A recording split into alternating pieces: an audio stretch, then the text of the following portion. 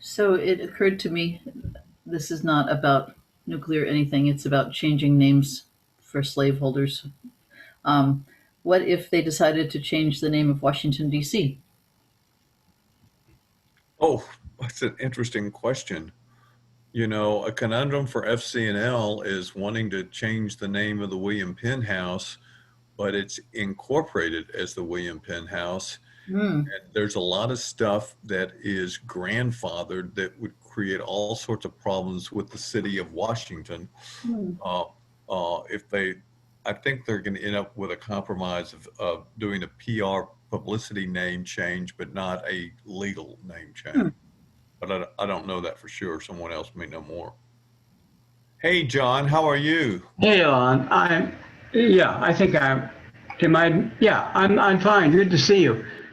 Good to Uh, be seen. I hope you're well.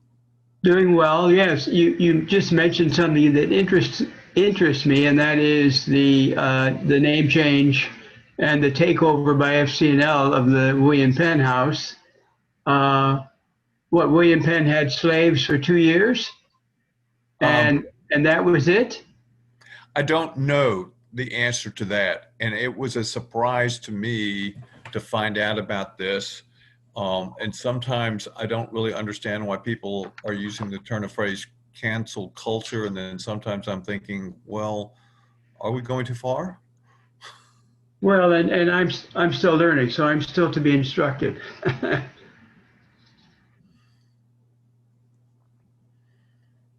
It's kind of a conundrum.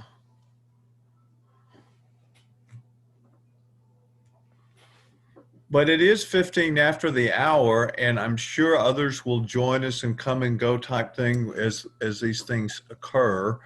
I have met most of you at one time or the other, but for the sake of kicking off, could we have just a moment of silence before we introduce ourselves?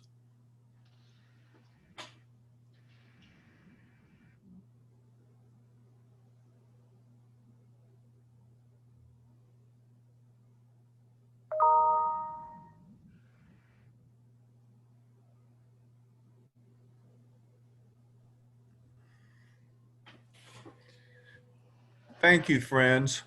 Um, as I said earlier, I'm Lon Burnham. I'm with the Fort Worth monthly meeting, and I've been AWOL this week for all sorts of compelling reasons, including the Texas legislature and the fact that my wife and my home has been without water for almost 5 weeks, and we finally got water this week, but life has been complicated. Um, I'm going to briefly introduce Doug now, and then I'd like for everyone else to have an opportunity to introduce themselves to Doug. Doug is a consultant working on our nuclear weapons issues, but he has a 20-year history in the field. He has an academic background as well. He's a PhD, and I'm delighted that he's going to be able to join us and talk about what FCNL is doing on that front right now. And I'm just going to call you out by first name as I see you on the screen and ask you to introduce yourself to friends. This has obviously been a very different experience doing this whole thing by Zoom. Joanna, would you introduce yourself? Hi, I'm Joanna Vaughn. I'm a member of the Friends Meeting of Austin. And John, would you introduce yourself? John Coffin? Yes, hello. I'm John Coughlin from the Little Rock Friends Meeting in Arkansas. And Howard from Austin, would you introduce yourself? Howard Hawhey, Friends Meeting of Austin. And may I just make a note, the first actual ever political public stance I took was when I was 12 years old. I wrote a letter, which was published, to the editor of the Des Moines Register recommending complete unilateral nuclear disarmament. Excellent. Yay. Jane, would you introduce yourself? Jane Hazard, I'm trying Live to Oak set Friends up. Meeting, Houston. I'm just, Jane is with Live Oak, correct? Correct. There was some background noise. Jim, would you introduce yourself? Jim from Ithaca, New York. Well, you're not what part of South Central. I was a part of South Central from 2009 to 2015 when I was at the Acadiana meeting. And I moved to Ithaca in 2015. I've been part of the Ithaca monthly meeting. Great. Scott, would you introduce yourself? Hi, Scott Carmack, Norman, Oklahoma Friends Meeting. Lois from our Uh, Fort Worth. Lois Way, Fort Worth Friends Meeting.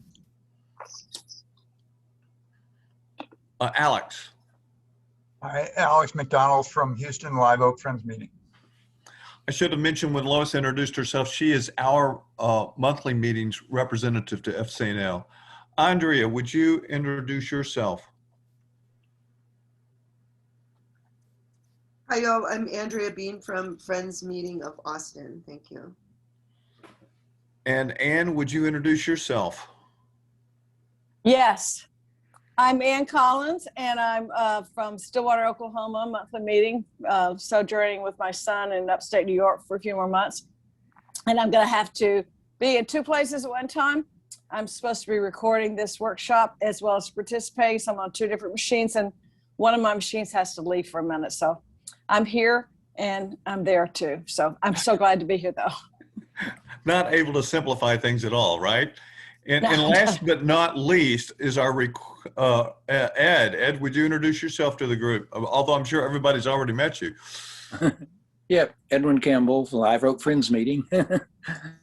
Okay, I am supposed to read a warning / disclaimer so you all understand, and I probably should have read it before the introductions, but I forgot.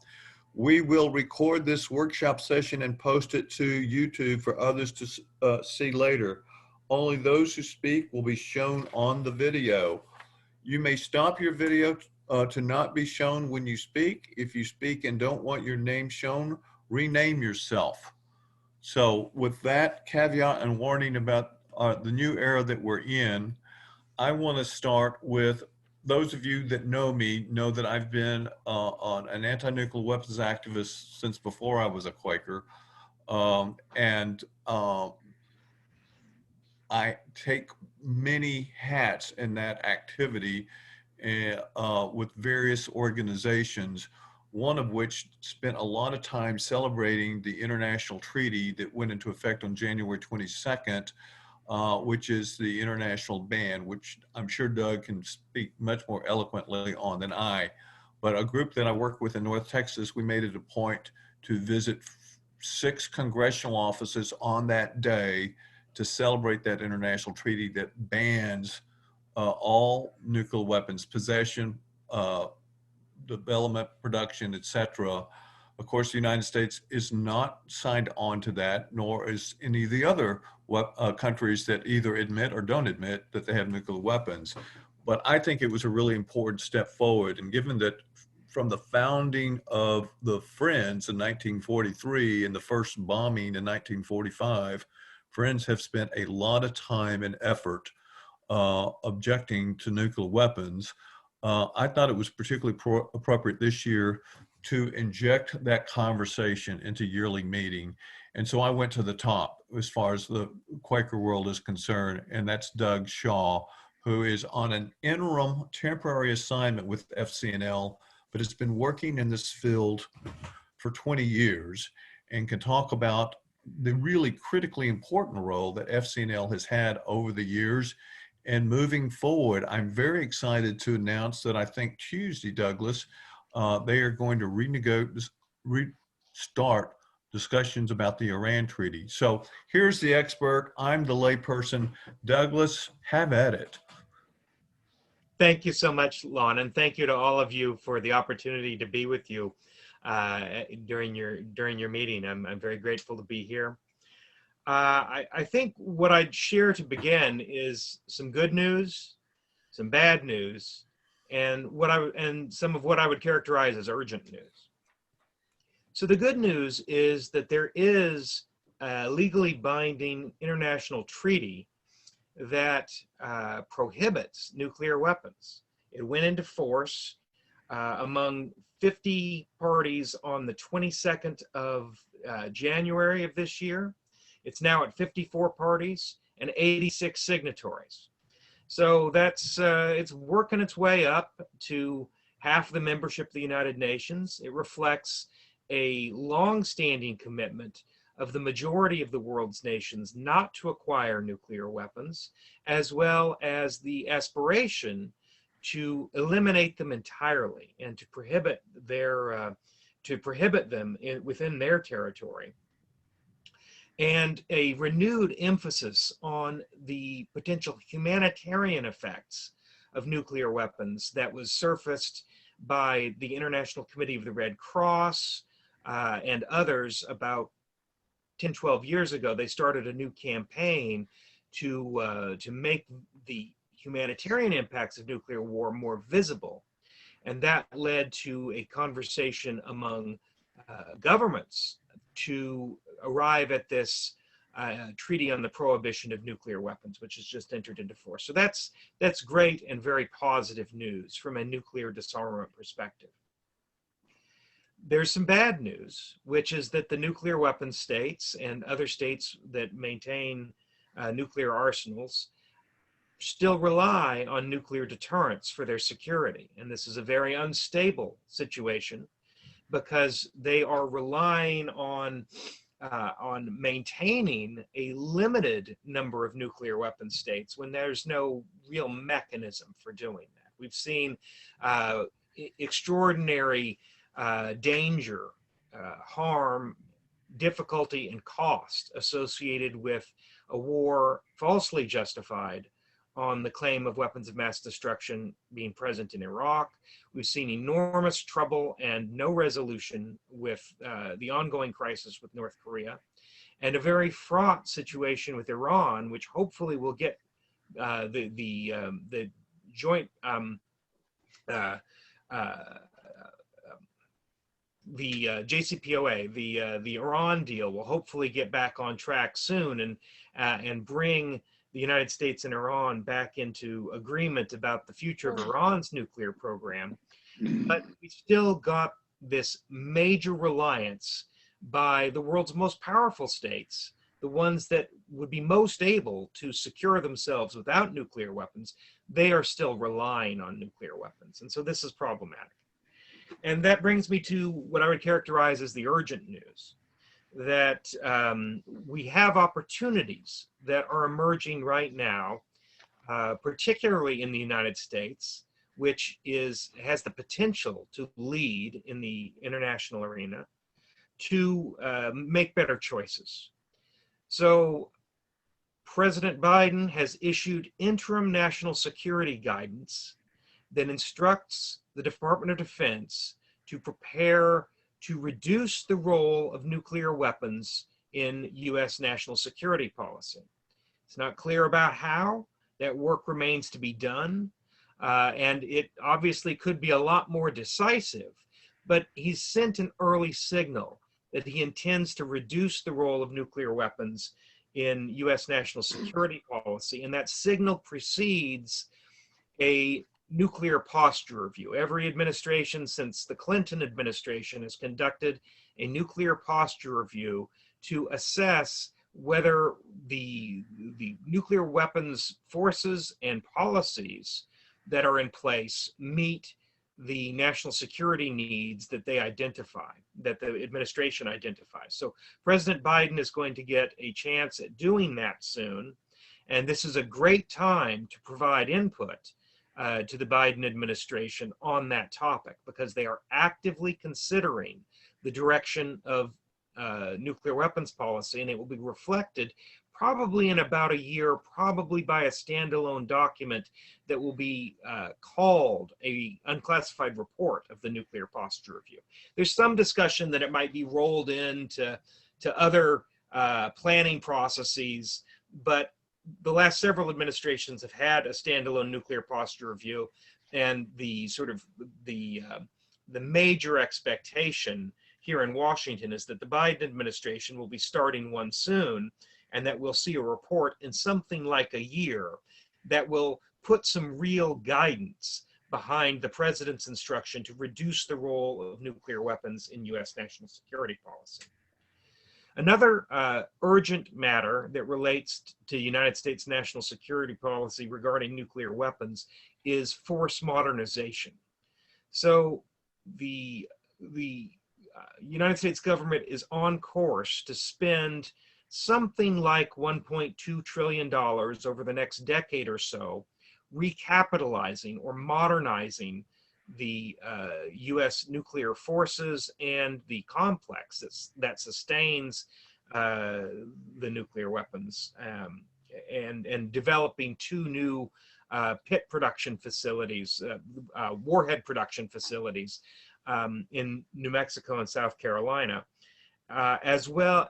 And this includes several programs that are vulnerable in Congress. And one that I would highlight and that we're very active on right now at FCNL is the replacement for the Intercontinental Ballistic Missile Force. We are about to spend $100 billion acquiring, and over the lifetime of the program, $264 billion maintaining 400 intercontinental ballistic missiles in silos in the Great Plains states. These are particularly problematic because they are very vulnerable, they're militarily useless, and they're also quite expensive. So this is where we focused a lot of energy lately. And Representative Ro Khanna from California and Senator Markey from Massachusetts have introduced a bill to put a hold on the program, to divert money from intercontinental ballistic missile replacement development to health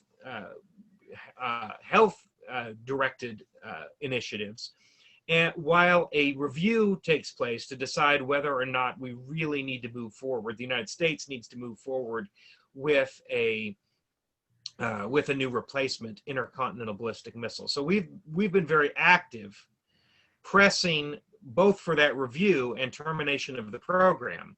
We think that the review gives us unusually good leverage to suppress and terminate the program over time. And so that's something that we've been working on very Doug, I actively. want to interrupt long enough to let people know that the legislative director for Congressman Khanna is an FCNL graduate, and we're very proud of how we lose staff for all the right reasons. And you might mention your predecessor there at FCNL has gone to a position in the State Department. That's right. So Geo, is it Geo you're talking about? Geo Saba? No, Khanna's legislative director, I think, is Kate Gould, isn't it? Oh, okay. Yeah, so maybe Geo's chief of staff. I've talked to them both. That's Okay. really good to know. Yes, so the person I'm filling in for is Anthony Weyer, who has recently become the Deputy Assistant Secretary of State for nonproliferation. So that's a very exciting development, particularly because the last piece of urgent news I wanted to share is that the Nuclear Nonproliferation Treaty, the basic agreement by which most of the world agrees not to acquire nuclear weapons, and the states with nuclear weapons, almost all of them, agree to work to eliminate them and to share the peaceful benefits of nuclear technology with the rest of the world. This agreement is reviewed every 5 years, and the next review is coming up, possibly in August. It's been rescheduled twice already, so it may be bumped again, but it's coming up soon. And this is an urgent moment for U.S. policy regarding nonproliferation, because the expectation in the global South is very high that the nuclear weapon states, and the United States particularly as a world leader, will do something positive about nuclear disarmament in time for this discussion. And it's not clear that the United States government is in a position to do that. It's great news that Anthony is in place and working hard, but his boss and her boss have not been confirmed yet. In fact, the one in the middle hasn't even been nominated yet. Is he one of the highest ranking positions that doesn't have to be confirmed? That's right. He is in the He's highest actually gone to work. that doesn't have to be confirmed. There's a position above it, an assistant secretary that hasn't been nominated. And then there's an undersecretary who has been who has been nominated but not voted on yet. That's Bonnie Jenkins, and she's fantastic, but she's not in the building yet. So this creating momentum to change policy will require more muscle than any one person could possibly deploy. So communicating with the Biden administration and the Department of State particularly about preparations for the Nuclear Non-Proliferation Treaty Review Conference, the first of these conferences since the Treaty on the Prohibition of Nuclear Weapons came into force, is particularly urgent because the parties to the Treaty on the Prohibition of Nuclear Weapons, the additional signatories to that treaty, as well as all of the non-nuclear weapon states parties to the Nuclear Non-Proliferation Treaty, are all very eager to see U.S. leadership on nuclear disarmament. And that's something that's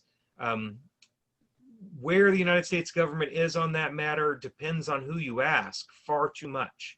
And that policy needs to be driven down from the White House. And so this is an important moment to support the active consideration of positive steps towards nuclear disarmament. I'm happy to keep going, but I'm also happy to take questions.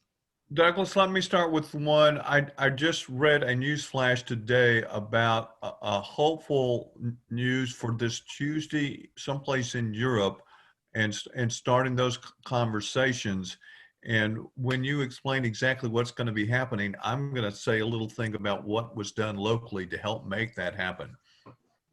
Okay, so in 2015, as a result of secret and extraordinarily effective negotiations, a deal was reached. It's not a treaty because the then Obama administration chose not to subject it to Senate ratification. They just came to an executive agreement with other parties and Iran on limits to Iran's development of its highly enriched uranium stockpile, as well as its ability to enrich uranium. And highly enriched uranium is a necessary element of a nuclear weapons program.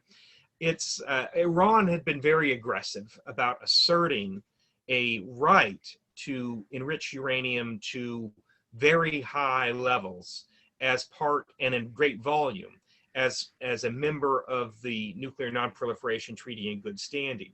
They came into sharp disagreement with the International Atomic Energy Agency, the US government, and the United Nations about that assertion. And the Iran deal sort of brought everyone back into equilibrium about the status of the program. Obviously, there's some people in the United States who wouldn't want to allow Iran to have any nuclear technology whatsoever, but that's really not where the state of play is in international law. The Nuclear Non-Proliferation Treaty identifies that peaceful benefits of nuclear technology are to not be constrained, and so Iran was sort of on the very leading edge of expanding the practice of what constituted peaceful. Right? They're edging very close to the point where you couldn't tell the difference between peaceful and weapons activities. So the Iran deal sort of recaptured that, but in 2018, the United States left the Iran deal, and over time, Iran has stopped complying with different elements of it. And so in an apparent effort to draw the United States back into the conversation, and it looks as though I think it's in Vienna, this meeting coming up on Tuesday, that's going to get that conversation moving forward again, and hopefully the United States and Iran can re-enter the agreement on a compliance for compliance basis, which is to say that notwithstanding sort of the formalities, that they will begin again to observe all of their obligations under the 2015 agreement. There are a lot of questions and concerns sort of in the public sphere about how the Joint Comprehensive Plan of Action, the JCPOA, the Iran deal, functions in constraining Iranian nuclear weapons access. I would observe that that it is the most aggressive model of intrusive safeguards verification the world has ever seen. The opportunity for United States and international inspectors to get in the middle of Iran's program and see what's going on is unprecedented under the agreement, as well as the constraints that Iran has accepted on its stocks of enriched uranium, which we could go into more detail on this if it interests you, but that's really sort of the critical question. Having a lot of 20% enriched uranium is uncomfortably like having a little bit of 90% enriched uranium. So that reduction of enriched uranium stocks in Iran was very important. And so if we can return to this condition that was achieved in the 2015 Iran deal, this would be a very positive step. So I want to always jump ahead of the game. So I apologize if I'm doing that exactly right now, but I want to use as an example and let Doug get a little tidbit of information. Some of you know that I was the director of the Dallas Peace Center for a dozen years, and we have a core of friends here, lowercase f, here in the Dallas-Fort Worth area that have long worked on these issues. And I mentioned earlier, we visited 6 congressional offices in January. Well, within the last month, we have visited 3 congressional offices specifically talking about what Biden said he would do during the campaign versus where we are 25 days in, 50 days in, and how the window of opportunity on Iran is closing and we must do something. And we, because of one of our numbers in our group, we came up with, at minimum, given what happened in 1953 and what the U.S. has been guilty of with regards to Iran over all these decades, at minimum, we should at least stop blocking medical supplies related to fighting COVID. And that seemed to resonate with the 3 Democratic members of the U.S. House of Representatives from the DFW area. And it was very coincidental and fortunate for us, but we literally met in the 30-minute segment of last Friday afternoon with Congressman Vesey before he went into a briefing with White House staff on this very issue. So my plug is this: you never really know when your efforts might get directly to White House staff, or as a result of FCNL efforts, we now have somebody with our branding there in the State Department. And I know some of you have more difficult members of Congress than others, but in the FCNL tradition, we try to remind ourselves to be Quakerly and see the light within everybody, and say that everybody has the possibility of that experience on the road to Damascus and conversion. We took the easiest route on this particular visit because we thought talking to the 3 Democratic members of Congress here from North Texas might be most receptive. And we thought, the lowest hanging fruit is to talk about, we're not going to get control of COVID until it's an international pandemic. We're not going to get control until we do something internationally. And so, Douglas, I was pretty proud of that experience with the efforts that the local group here in North Texas made. And I see a lot of Live Oak folks. You've got at least a half dozen members of Congress in Houston, because although in theory Democrats are better on these issues than Republicans, they are frequently not nearly as good as they should be. Oh, that's true. Many of the most influential members need a lot of help. There's a lot of folks, particularly in the House Armed Services Committee, that are in contested districts and feel the need to vote aggressively on national defense issues some of the time. And so keeping them from doing that on nuclear weapons issues is it's a full-time job. So being active with your members is a very important thing to do. And poor John Coffin up in Arkansas has almost as bad a situation as we do in Texas with his senator not being very responsive to these concerns, Senator Cotton. But I don't know who your member of Congress in Little Rock is, John, but this person might be approachable. Yeah, he seems more approachable. He's a former banker, and sold his bank and his bank holdings in order to run for Congress, and was successful in doing it. So he's much more approachable than Cotton. But whether in the end he votes differently still remains to be seen. He is a Republican, as is Cotton. So it's really hard to know. I mean, the differences are very small. I know a lot of Quakers like to think about the moral issues involved with this, but I have found over the years in talking to elected officials, particularly Republicans, you make a lot more mileage or gains with them if you talk about the money. And one of the big picture encouraging things right now is we're spending so much money trying to dig out of the hole from the pandemic that we really have to save money someplace, and we might do it with these unnecessary nuclear weapons programs. And Doug, do you want to mention that the status of the Biden budget, the skinny budget, I think has been delayed and is not coming out because they're trying to deal with these things. But certainly a banker might understand if we're going to save the economy, maybe we need to make fewer weapons this year. No, I think that's right. Although I think my sense is that we're pretty late for this year. The skinny budget isn't out yet, but the turning the train will take some real effort. But we think particularly the new intercontinental ballistic missile, the ground-based strategic deterrent, is vulnerable to. I mean, there's expert disagreement as to whether or not it serves any purpose whatsoever. Even complex deterrence advocates think it's dangerous, and the arguments for it are bizarre. And so, and it's going to cost $260 billion. So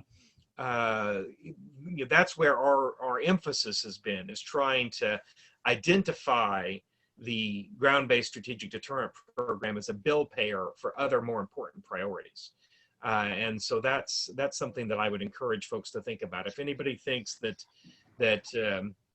$100 billion in acquisition and $264 billion in life cycle costs is too much for a weapon that, even within the construct of nuclear deterrence, is dangerous, redundant, and excessively expensive, then that's something to focus on. And so this unfortunately, they're an economic development project for the Northern Plains states. Now, this is where you say, is it Senator Markey or Representative Markey that he's trying to and Representative Khanna. And they're trying to divert spending for health purposes. Is that correct? That's right. So do they have a bill with a number on it already at work? Not yet. It's imminent. They've let it slip a couple of weeks now because they're trying to add additional original co-sponsors, but it's coming soon. Alex has her hand up. Yeah, thanks. Couple of other points that I think are important. Looking at it from a regional standpoint, Iran is basically surrounded by nuclear weapons. I mean, Pakistan is to its east, they're a nuclear power. India is just the other side of them. Nuclear, not only nuclear power, nuclear weapons country. And then slightly to its west is Israel, also a nuclear weapon country. And then, of course, the U.S. has troops in Iraq a long time, and we obviously have nuclear. So they're in a nuclear neighborhood, if you will, and we're still in Afghanistan. So basically, they're the pretty girl with a lot of oil reserves in a bad neighborhood. And so just from that standpoint, it looks very bad for the United States to say you're not allowed to have nuclear weapons, and everybody around has nuclear weapons, and they're not NPT signers. None of those 3 countries that have nuclear weapons, let alone nuclear power, are NPT signers. So we are extremely hypocritical, and that doesn't do well for our efforts to fight terrorism and so on. The second issue that I think may resonate with Republicans is the issue of the dollar. And the issue there is we just lost, I think it was a $400 billion or $400 million, I apologize, it's a big difference, I know, with China, Iran and China. We are losing business to China because we are putting this blockade on, and we are preventing our European allies from doing business with Iran. So Iran just closing a deal with China to sell its oil, so we're not stopping them. And we're helping making the yuan be a reserve currency. And if the dollar loses its strength and the SWIFT system, we're toast. I mean, we're talking about major issues for the U.S. economy. So I think those are also arguments that are worthwhile for, hey, the deal is not perfect, but it sure beats anything else. And maybe we have a chance to develop a peaceful relationship with Iran. Thank you. Yeah, I would support that as hard as it seems. I would certainly support that. Yeah, we need to work harder. So I'm mindful of the time, but I'm not sure when this ends. Is it on the hour? No, I got 4:30 here. Oh, okay. We're 4:30. in good shape. I'm sorry. I apologize. In the moving forward to do things, one of the groups I work with, Alliance for Nuclear Accountability, coordinated a campaign in January with a banner announcing that as of January 22nd, all nuclear weapons are illegal.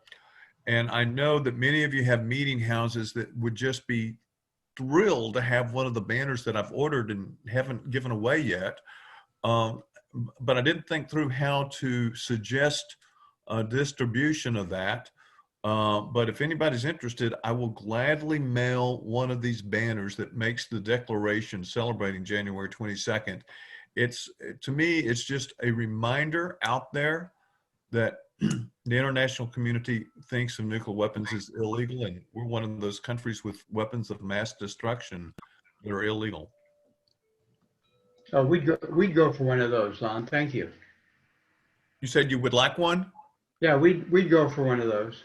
Yes, thank you. Okay. All right. I'm writing your name down, John, and I will get contact information on how to mail it later, Okay. or you could put it in the chat. Okay, I'll send you the right address. Okay, sounds good. So one of you, I think it was you, Douglas, mentioned force modernization to the amount of 1.2 trillion. Was it $1 trillion? Yes, to sir. modernize the nukes, and I'm somewhat aware of that program because that was built into some of the earlier agreements that if you do this, you can modernize later. But where is that money coming from? I mean, it's appropriated for the defense budget. I'm not sure I fully understand. I mean, it's from the congressional perspective, my sense is that it's only money. Spread out over 10 years or so, I believe. Oh, yes. Yeah. Now, excuse me, but isn't you said defense budget, but isn't a lot of the nuclear weapons budget in the energy department? That's not correct. Actual defense spending. So it's not it's not on that bottom line defense budget that you see. That's correct, but a lot of it is, right? So like the GBSD program is all defense. That doesn't implicate the pit production facilities. It's just sort of the missile bodies and the silos and the launch control centers that they're planning to redo. So the force modernization is part of the defense budget then. Yes. Well, yeah, but so the 1.2 trillion is nuclear force modernization overall, inclusive of the complex and weapons production. And Howard, I'm glad you asked the question in the context of DOE, because a lot of people don't know that not only do you have this huge Defense Department or War Department budget, you also have a huge Department of Energy budget. And I'm a volunteer with Nuke Watch New Mexico that is headquartered in Santa Fe. The entire focus of this organization is calling attention to the expanded pit production proposed at LANL. And unfortunately, because of this very sophisticated placement of federal dollars in various budgets, the two fairly liberal state U.S. senators from New Mexico are great on a lot of issues that I care about, except for this one. And disproportionately, people with multiple degrees that live in New Mexico are dependent upon LANL and the Sandia Labs. So they are generally thought of as economic engines for one of the poorest states in the country. So, you know, they may have a 90% progressive voting record except for nuclear weapons. And this sort of thing happens all over the country. Doug was talking about people on armed services. People get placed on armed services because they want there because of their own budgets. When Jim Wright was Speaker of the House many decades ago now, but he's from Fort Worth, that congressional district had more military weapons contracts than any other congressional district in the country. And I'm sure that's not a coincidence. So I would observe that right now that's all very true and illuminative, Lon. I would observe that right now we actually have some strange allies in emerging technologists focused on defense, because they see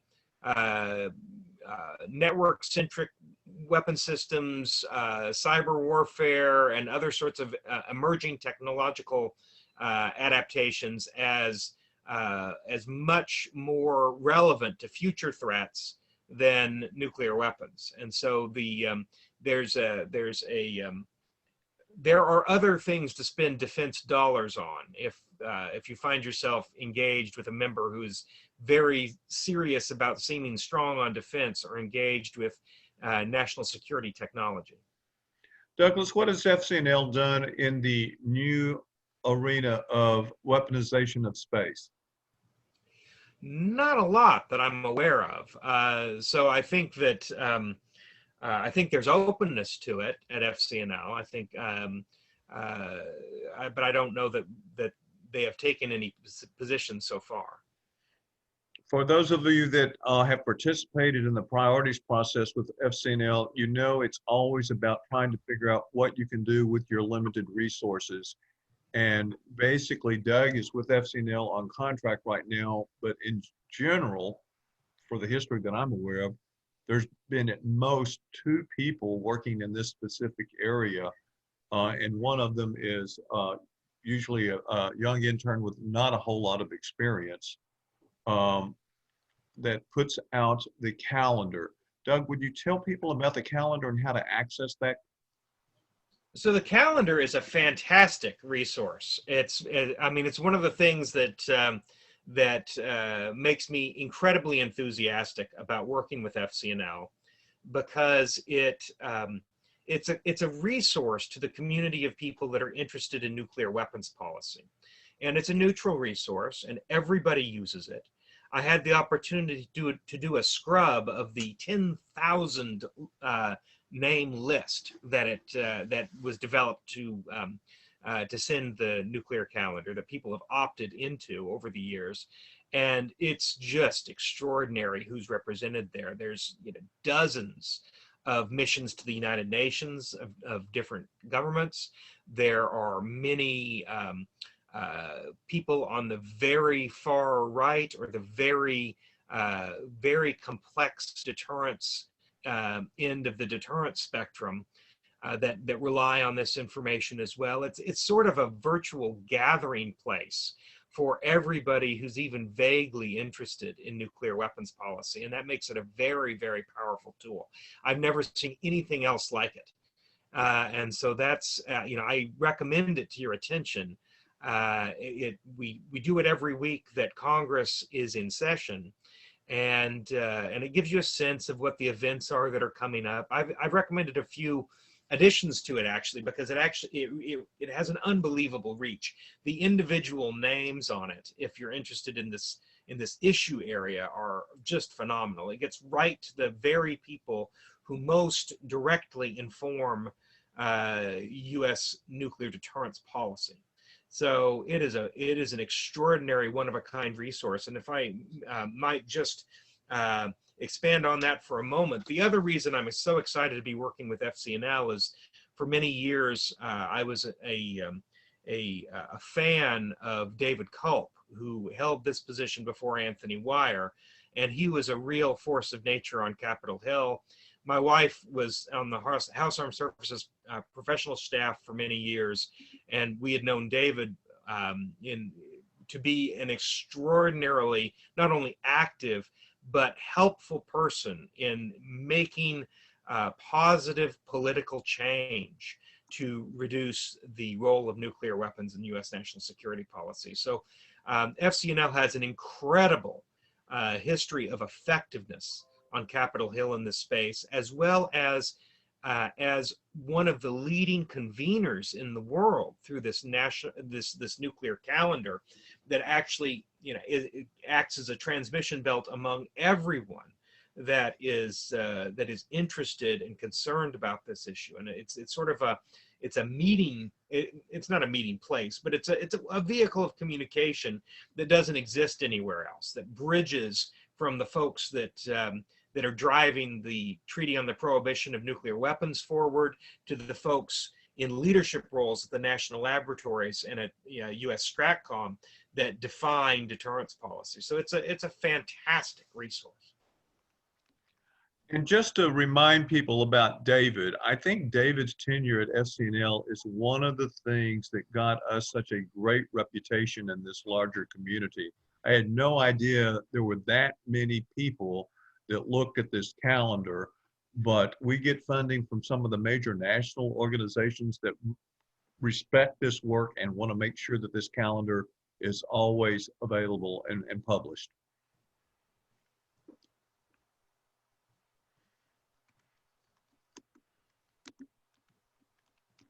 So in Central Arkansas,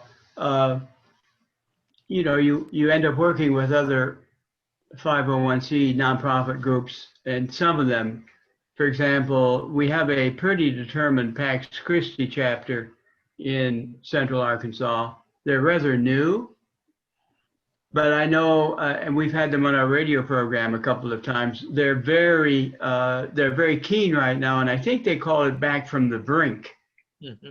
This Back from the Brink campaign, and I believe that it has been orchestrated by and large by one of it must be a nuclear scientist that perhaps is a Catholic, that's a Pax Christi person. I don't remember some of that background, but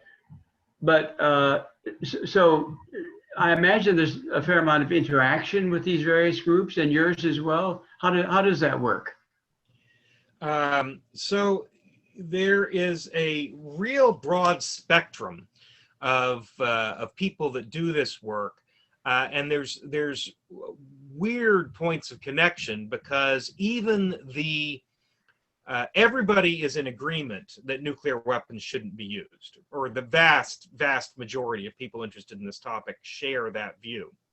And so there are moments of connection from folks of all stripes and varieties. So, for example, the nuclear calendar is supported by the Nuclear Threat Initiative, which is led by former Secretary of Energy Ernie Moniz and others who have very serious experience in the deterrence enterprise, because it is such a strong community resource. Among the groups that are of a more sort of activist character, we have a couple of normal vehicles of conversation. There is a listserv on nuclear weapons policy whereby we share information sort of routinely.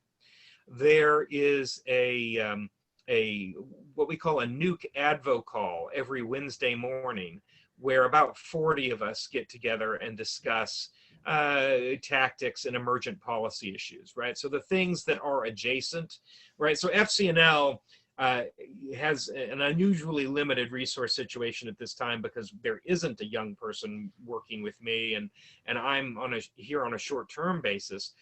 We're focused primarily on the ground-based strategic deterrent, but we're able to keep up with issues like the pit production facilities, the sea-launched cruise missile, and other sort of adjacent nuclear weapons policy issues, because we're in that community conversation every Wednesday. And every other Monday, we have a conversation that's,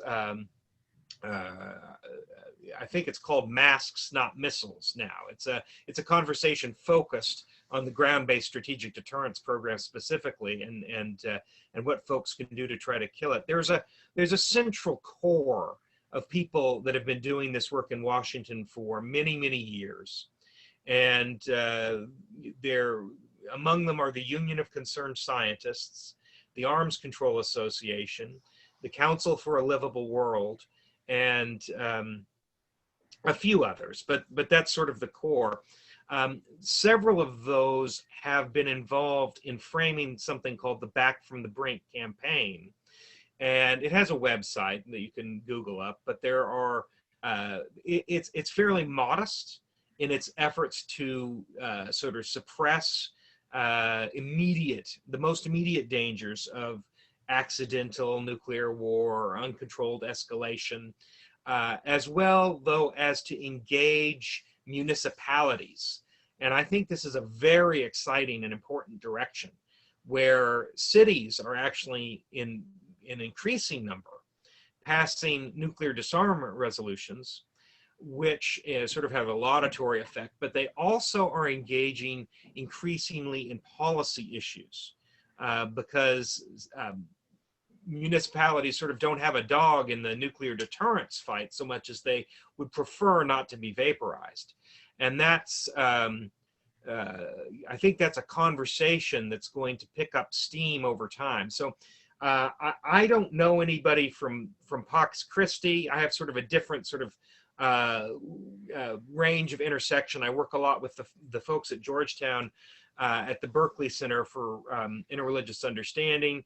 They just did an event with the Vatican about a week and a half ago. The hierarchy of the Catholic Church is moving increasingly towards a clear position on the immorality of nuclear deterrence, but it's a difficult issue because you exclude a large number of people immediately, right? So John Paul II observed that there was a very conditional moral acceptability of participating in nuclear deterrence. The current Pope has suggested that no longer exists, right? That conditional acceptance no longer exists. But it's not something that most people at the parish level feel comfortable talking about, and so it doesn't propagate, right? So like there's this discussion in the hierarchy that doesn't flourish sort of where the rubber meets the road, because at the congregational level, at the pastoral level, folks don't feel like they have the credibility or the understanding to engage it. But John, I want to thank you. Excuse me, Doug. John, I want to thank you for bringing up Pax Christi, because in many places they are our very best allies. Some places they're not very strong. I'm thrilled to hear that you've got a group going in Arkansas. I've worked with Pax Christi in Dallas for over 30 years. They're just beloved friends and allies. But the Unitarians frequently are another source. We've placed more banners at Unitarian churches in North Texas than any other institution. And these faith communities doing anti-nuclear work are really important. But if you go back to the Freeze campaign in the 80s even, you had predominantly secular organizations and you had predominantly faith-based organizations. and we just need to be sure to talk to them. But as Douglas was also mentioning, a lot of what FCNL does is kind of in the upper atmosphere of activism. And most of my work is what I'd say is more grassroots, working with Pax Christi. The church is conflicted. The Diocese of New Mexico has been slow to come along for the same reason the U.S. senators have been slow to come along, but we've made steady progress with the new bishop there. The previous bishop kicked John Deere out, who's a noted Catholic priest, very active in anti-nuclear work. Said he couldn't preach in any of the Catholic institutions in New Mexico at one point. But these faith-based organizations, I think, are very comfortable allies for Friends to work with. Yeah, I appreciate that from both of you. Thank you. Yeah, if I might, I would just foot stomp what I see as the bottom line from the Back from the Brink campaign is that it's locality, municipality focused. It's something that everyday people who aren't engaged in the sort of the details of nuclear weapons deterrence policy can engage, and I think that's very constructive, as well as engagement with religious leaders at the pastoral level. The engagement in the hierarchy is one thing, but if we could see more engagement at the pastoral level across faith communities, I think we would see more movement on policy. Here's a quick analogy of this situation. Some of you are aware of the Waste Control Specialists, which is a organization that has low-level radioactive waste on the state line between Texas and New Mexico. And I've been in a struggle with them since I first went in the legislature back in '97 over first the low-level waste, now the high-level waste. When I was going to Andrews County to talk to these folks about what it might mean to have all this high-level waste imported into their community, one of my first and best allies was the local priest. It got to the point where he even let me preach at both the Spanish language and the English language masses and then he ended with, "It is your moral duty to come to this public meeting and express your concern." So there's that plane at which many Quakers are comfortable, and you can make that moral appeal. But the bishop in that diocese made a more specific appeal because he was in a House hearing meeting last legislative session, sitting next to the author of the bad bill, who was also a Roman Catholic from the same diocese.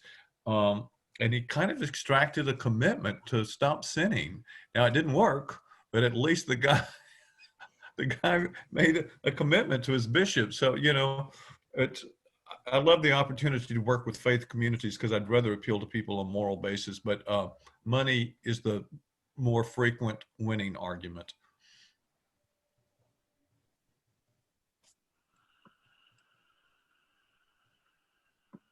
I have a question, if I may. Sure. And please, everybody, raise your hand or just be noisy. Yeah. So I'm trying to figure out what are the exact actions that you're recommending we take. One is to ask our congresspeople, senators, and congressperson to support the JCPOA. One is to not refund the maintenance of the ICBMs or in the Great Plains areas. Yes.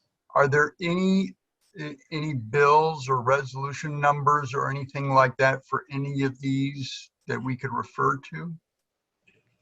Not at this time. Where we are on the ICBM issue is that there's a bill that's about to drop from Markey and Khanna. But what I've been pressing for is FY22 National Defense Authorization Act language, right? So every year we have a defense authorization bill, and I've been pressing for an independent study of alternatives to the ground-based strategic deterrent program. And there's stuff on the FCNL website that helps explain this. I've got bill language, but this thing won't die quickly. It's got a lot of enthusiasm from particularly the senators of the states where these weapons are based, and so there's been sort of a deafness to alternatives to the prompt deployment of this very expensive new weapon system, and so we want to elevate the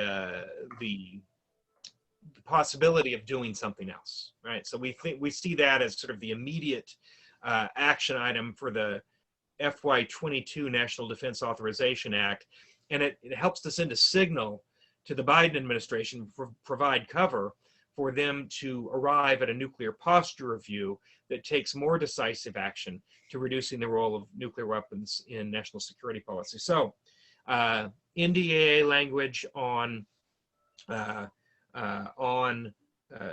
alternatives to the ground-based strategic deterrent program,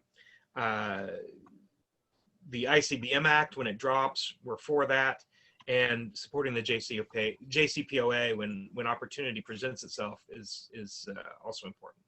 Is there a way you could, I wrote down NDAA, Independent Study for Ground-Based Strategic Deterrent Programs. Is there any way you could just have those either in the chat or something that I can copy and paste? I always find it's a lot helpful when I'm talking to representatives and senators that I'm wording it correctly because they have special language and so on. That would be really helpful for me. And then also sort of the timing, since the NDAA is in the fall, you know, when you think this is or where we should check in 3 months or whatever.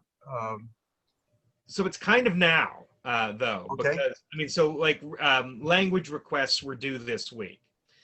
So I've got I've got draft language into a couple of offices, but there's going to be, sort of, more of a tangle on this before it gets done.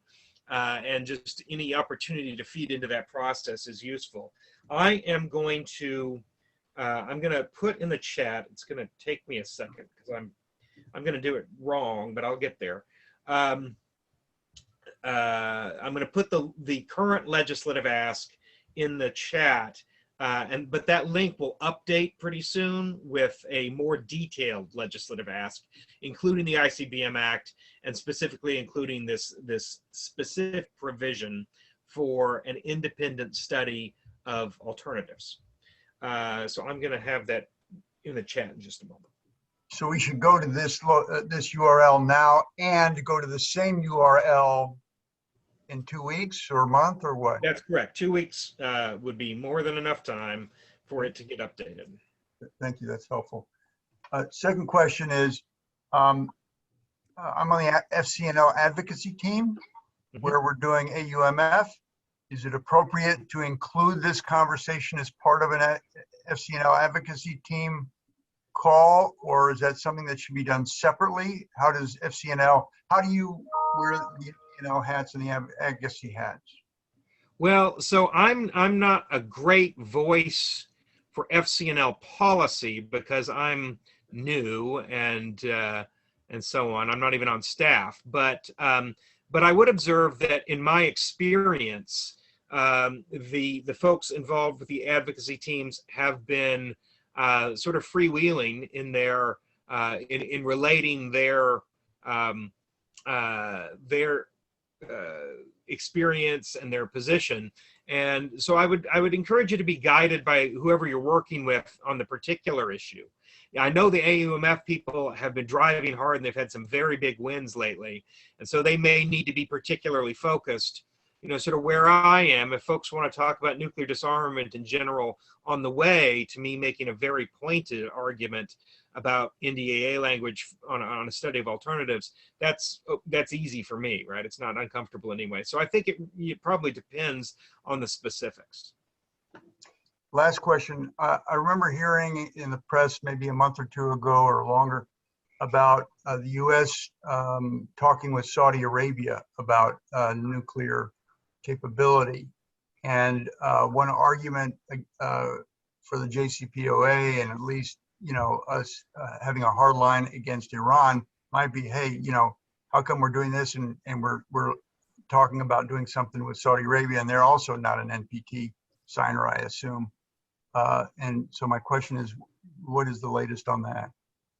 Well, Saudi is an NPT signer. Okay. They are they're not particularly active, but they've made a lot of noise about Iran being a trigger. And I haven't been to Saudi, but I've been out to Oman to talk to them about Iranian nuclear proliferation, and it concerns them a lot, right? So like they view it as a very sort of immediate regional security issue that, I mean, that they find themselves engaged with the Iranian Navy here and there, and that seems very uncomfortable to them, particularly if Iran acquires nuclear weapons or attracts even more attention from other governments into the region. So yeah, I think it's a really important issue. We're talking with the United States government is talking with the Saudi government about peaceful uses of atomic energy and cooperation in that space. That is a great vehicle to sort of, because we provide active assistance and because the United States has a very strong technological base, the United States can help shape a particularly proliferation-resistant technology deployment in places where we're cooperating. But you know, it's probably not an issue on the same scale, right? Like the United States tries to shape the behavior of other states with regard to their technology deployment through peaceful uses agreements, and that's going on with Saudi Arabia. And there's been a disagreement about whether or not plutonium reprocessing and uranium enrichment should be banned as part of that process. And there's some folks that call that the gold standard, but it's a little more complicated, honestly. And so it's actually, you know, that's a complicated issue, and I wouldn't encourage you, unless you're really, really comfortable with it, to make it part of a discussion about the JCPOA. Thank you. That's helpful. I want to throw in a plug for one of our best allies in the congressional delegation in Texas, mainly for anybody from Austin and San Antonio. Congressman Doggett has long been a friend and an ally on these issues. And I know back when he ran for the U.S. Senate back in '84, the Nuclear Freeze campaign endorsed him in that bid. So he's been a part of the anti-nuclear community for a long time, and he's certainly been very helpful on the waste issue in Texas, which sometimes people want to keep the nuclear power plants and weapons separate for one reason or another, but the reality is they both produce waste, and the waste from the plants can be converted and into weapons grade, and that is the whole debate, really, with what's going on in Iran. And so I have been overly weighted with the problem of being in the Texas legislature for 18 years and dealing with the waste here in Texas. But there's a lot of stuff that's beginning to move and happen at the national level that we can all make a contribution to. And Alex, I'm really excited to meet you because there's so many people in the Houston area delegations that could use help on this issue. But storm and mockery. Luckily, I'm not the only one seeing the event. Behind these are millions of soldiers. Soldiers been cast aside. So I'm not sure what Larry's side conversation is, but does anybody else have any other questions or? I'll have one last one. Iran has an election in June, I think it is. And so my question is, in terms of talking to our Congress people, how should our conversations with them relative to that date be done? Thank you. We told him it was urgent in the 3 congressional offices we visited with, because it is likely that it will be a more radical government than the one we're dealing with now. And things will have fallen apart diplomatically before then as well. So this is, the moment is now. Thank you.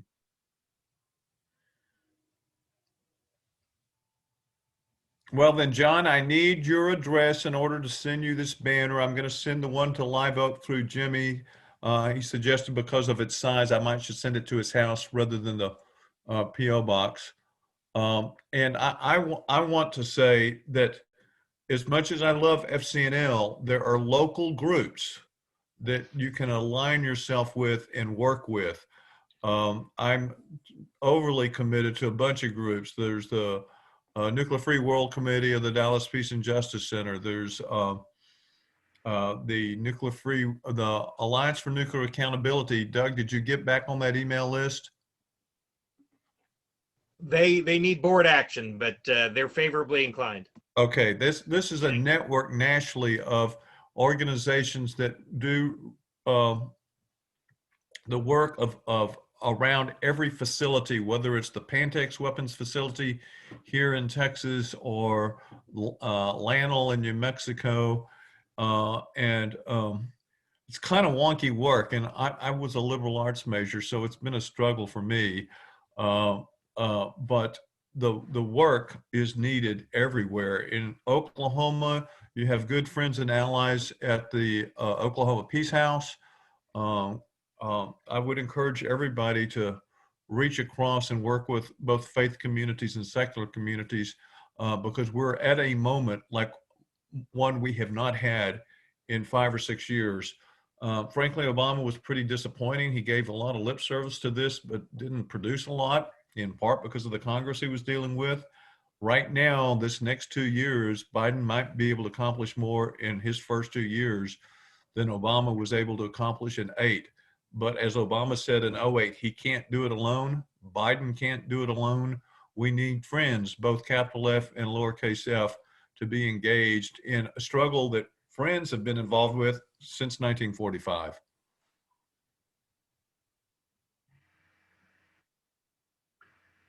Was that a sermon, a benediction, or go forth and do good work? I'm glad to see all of you. And thank you so much, Doug. We wish you well in your tenure at FCNL, and maybe you'll end up in the State Department too. Thank you. It's been a pleasure to spend time with all of you. Everybody have a great Easter weekend. Take care. Thank you both. Thanks. Yeah, thanks, Lon. Thanks, Doug. Lon, you want me to send you this address on chat? Yeah, if you can do that. Ed, don't shut it down yet so I can write down John's address.